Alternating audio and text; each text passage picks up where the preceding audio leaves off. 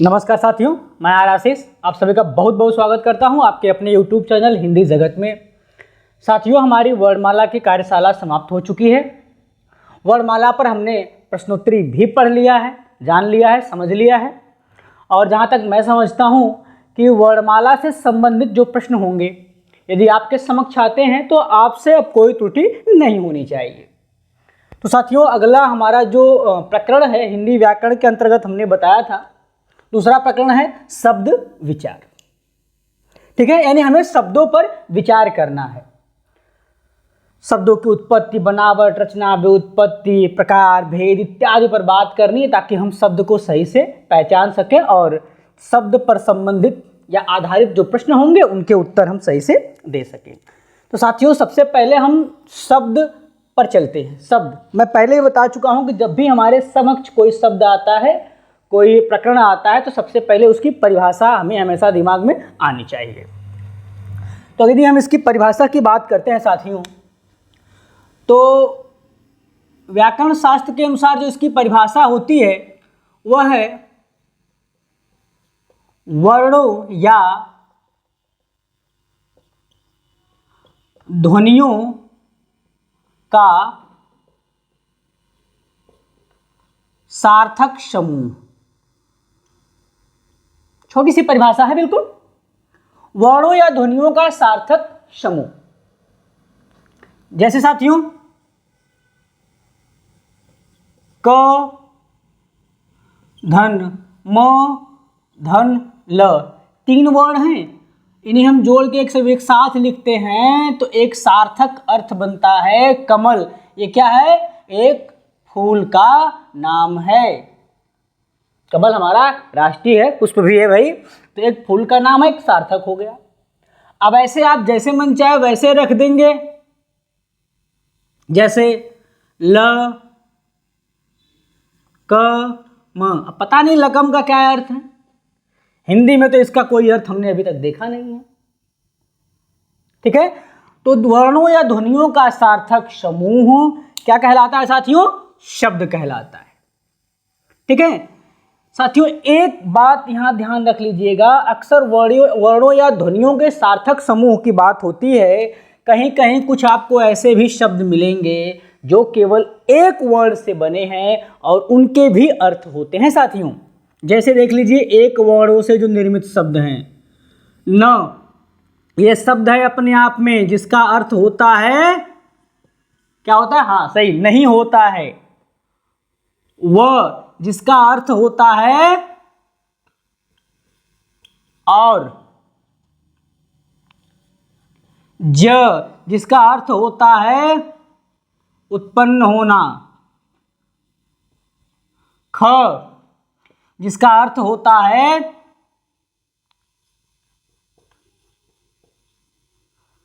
आकाश, ग जगह शब्द के रूप में इसका प्रयोग होता है तो इसका अर्थ होता है गमन करने वाला या विचरण करने वाला। गमन करने वाला या विचरण करने वाला। खग, खग आकाश में विचरण करने वाला, तो ख का अर्थ आकाश और ग का अर्थ होता है गमन करने वाला। ज का अर्थ उत्पन्न करने वाला, उत्पन्न होता है साथियों। जैसे पंकज, पंक और ज मिलकर पंकज बनता, पंकज का अर्थ भी कमल होता है। पंक मतलब कीचड़, ज मतलब उत्पन्न, जो कीचड़ में उत्पन्न है वो कमल हो जाता है साथियों। तो कुछ ऐसे भी वर्ण हैं, शब्द हैं जो एक वर्णों से बने हुए हैं। आप ये नोट कर लीजिए साथियों, ये आपके लिए अत्यंत महत्वपूर्ण है। ठीक है, तो वर्णों ध्वनियों का सार्थक समूह शब्द कहलाता है। वे वर्ण जिनका अपना एक निश्चित अर्थ भी होता है, भाषा प्रयोग में जिनका अपना अर्थ भी होता है, यदि वो एक वर्ण है और उनका अर्थ बनता है तो उन्हें भी हम क्या कहेंगे? शब्द कहेंगे साथियों। ठीक है, अब ध्यान दीजिएगा साथियों, वर्णों या परिभाषा तो हो गई, दो या दो से अधिक वर्णों से मिलकर बने हुए सार्थक समूह को शब्द कहते हैं। एक वर्ण के भी शब्द होते हैं, वो हमने आपको बता दिया। अब देखिए, शब्द जो मूलतः हम बोलचाल में प्रयोग करते हैं वो दो प्रकार से प्रयोग करते हैं साथियों, ध्यान दीजिएगा। एक हम प्रयोग करते हैं सार्थक शब्द का और दूसरा हम प्रयोग करते हैं साथियों निरर्थक शब्द का। इसका निरर्थक शब्द का। व्याकरण में साथियों सार्थक शब्द पर ही महत्व दिया जाता है और बोलचाल की भाषा में निरर्थक शब्द इनके साथ आते रहते हैं। तो ज़रा ध्यान दीजिएगा कैसे। जैसे कभी हम बोलते हैं ना कि हमें मकान वकान बनाना है, तो मकान शब्द तो भैया सार्थक शब्द है, वकान उसके साथ आया हुआ है, बस उसका कोई मतलब नहीं है। जैसे हमें कपड़ा वपड़ा खरीदना है, क्या खरीदना है? कपड़ा वपड़ा खरीदना है। कपड़े का अर्थ है, मकान का अर्थ है, मकान का कोई अर्थ नहीं है और वपड़ा का कोई अर्थ नहीं है। हम कहते हैं ना साथियों, रोटी वोटी खानी है, रोटी वोटी खा लो, ऐसे लोग बुलाते भी हैं।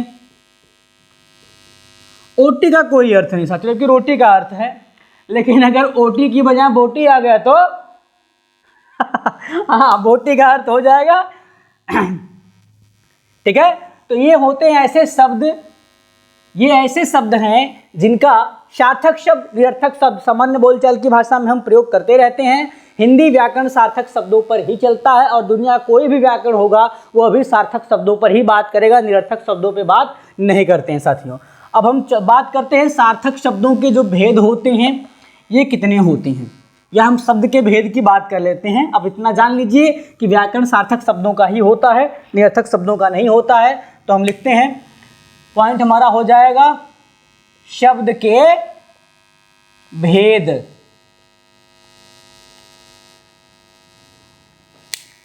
कह रहे हैं साथियों इसके जो भेद हैं निम्नलिखित आधारों पर विभेदित किए गए हैं। निम्नलिखित आधारों पर शब्द को विभेदित किया गया है। इसमें पहला है साथियों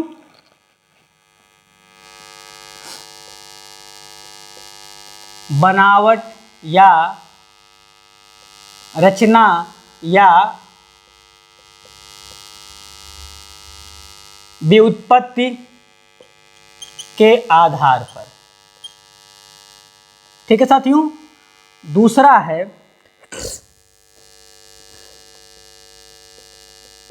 उत्पत्ति या स्रोत के आधार पर।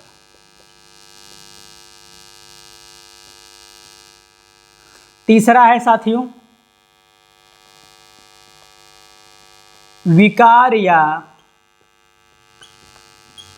रूपांतर के आधार पर। चौथा है साथियों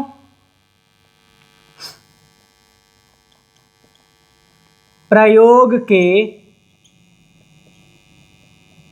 आधार पर। और पांचवा है साथियों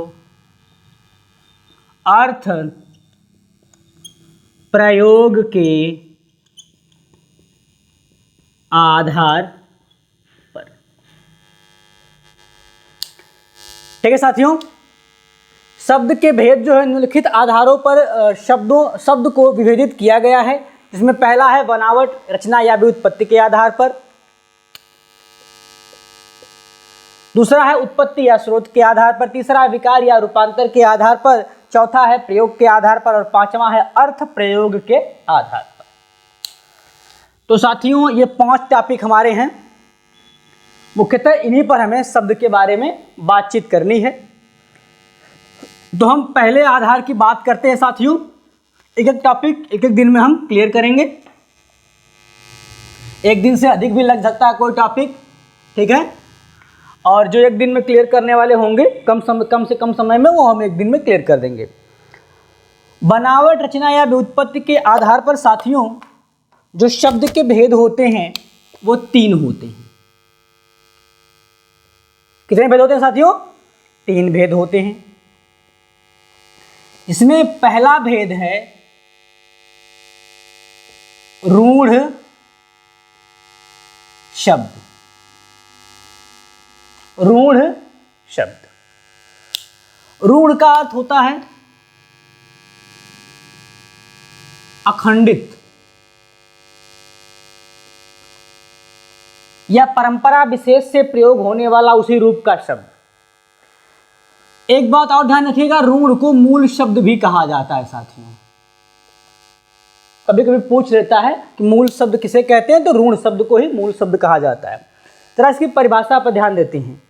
वे सार्थक शब्द जिनका खंडन नहीं किया जा सकता, वे सार्थक शब्द जिनका खंडन नहीं किया जा सकता अथवा खंडन करने पर उनका कोई अर्थ नहीं होता, ऐसे शब्द को ऋण शब्द कहा जाता है साथियों। ऐसे शब्द को ऋण शब्द कहा जाता है। ठीक है, जैसे नयन, इन्हें हम खंडित नहीं कर सकते। कमल, हाथ, पद,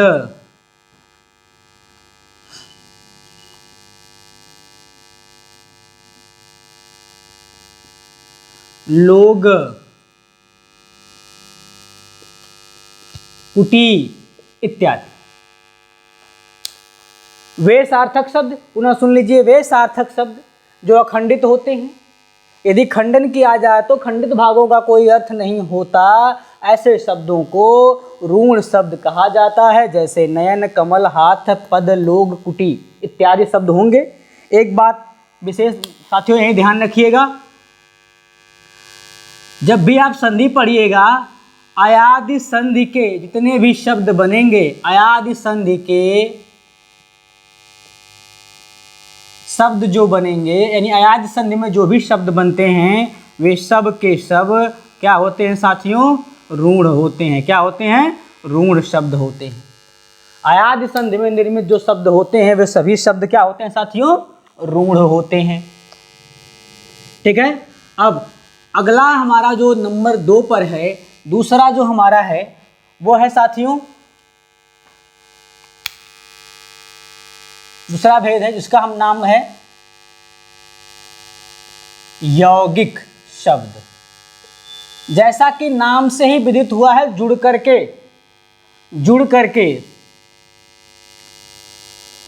दो या दो से अधिक सार्थक शब्दों के योग से बने हुए शब्द को यौगिक शब्द कहा जाता है।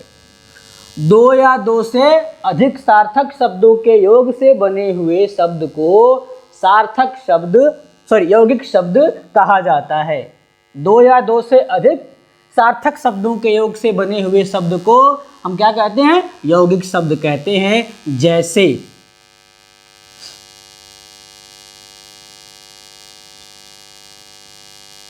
सुमन एक शब्द है, इसमें हमने लता जोड़ दिया, ये भी एक अलग शब्द है, दोनों मिलके हो जाएगा सुमन लता। ऐसे ही विद्या धन आलय क्या हो जाएगा साथियों? विद्यालय। बहुत सारे शब्द बनेंगे साथियों, ध्यान रखिएगा। जैसे हम लिखते जा रहे हैं शिवालय,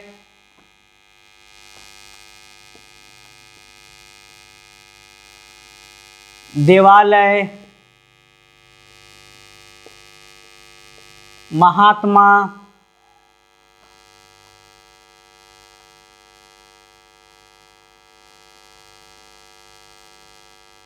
ठीक है साथियों। तो वे सार्थक शब्द जो 2 या 2 से अधिक सार्थक शब्दों के योग से बने होते हैं, उन्हें हम यौगिक शब्द कहते हैं। ठीक है,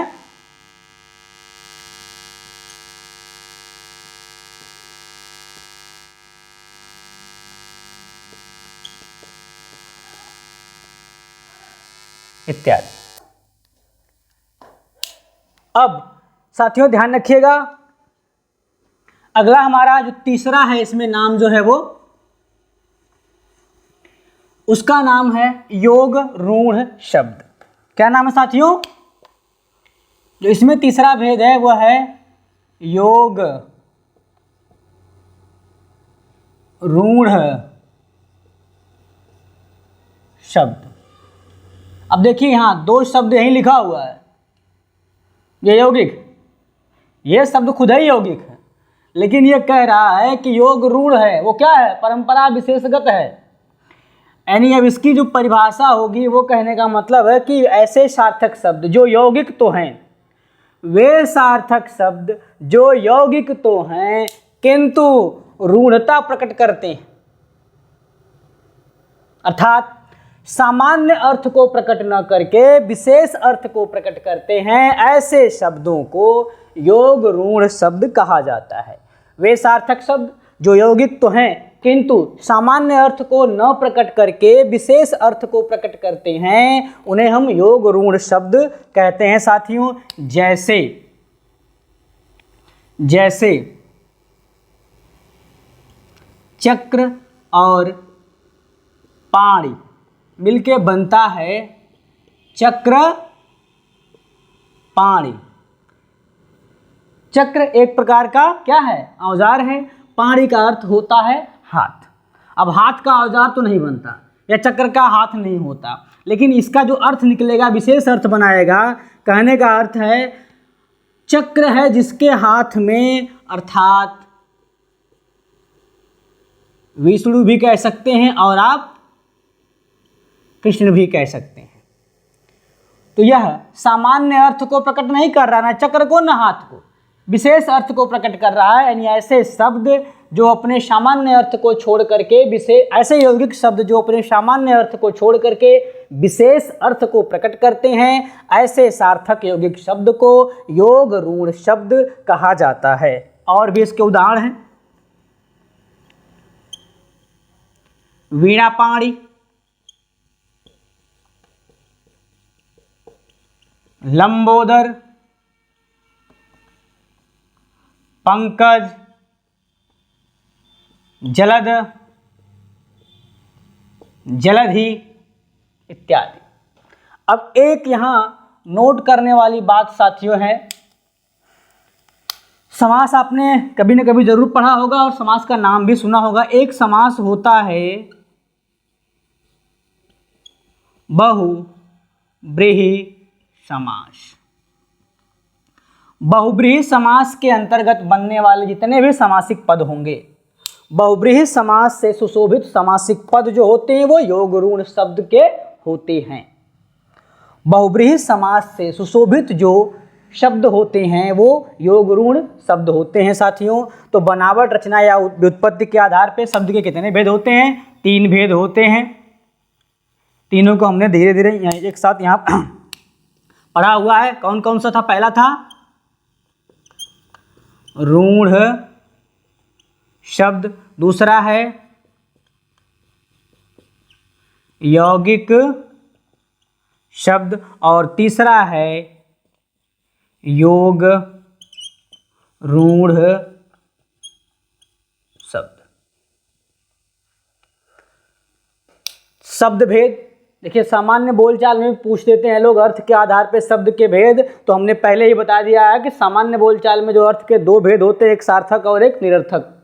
कभी अगर आपसे प्रश्न में भी पूछ लिया जाए तो जो सामान्य बोलचाल में जो अर्थ के आधार पे भेद होता है वो केवल 2 होता है, सार्थक और निरर्थक। लेकिन शब्द भेद जो होते हैं वो मुख्यतः बनावट, रचना या व्युत्पत्ति के आधार पर 3 भेद होते हैं। ठीक है, 3 भेद होते हैं। कौन कौन से, रूढ़, यौगिक और योग रूढ़ शब्द। तो साथियों आज ये शब्द भेद के अंतर्गत जो पहला टॉपिक था बनावट, रचना या व्युत्पत्ति के आधार पर शब्द के भेद वो समाप्त हो चुका है और आशा करते हैं कि यह आपको समझ में आ गया होगा। ऐसे ही आप इन्हें नोट कर सकते हैं। परिभाषा जो हमने बताई उस परिभाषा को लिख लीजिएगा, आपके लिए अत्यंत लाभकारी होगा। नमस्कार, जय हिंद, जय भारत।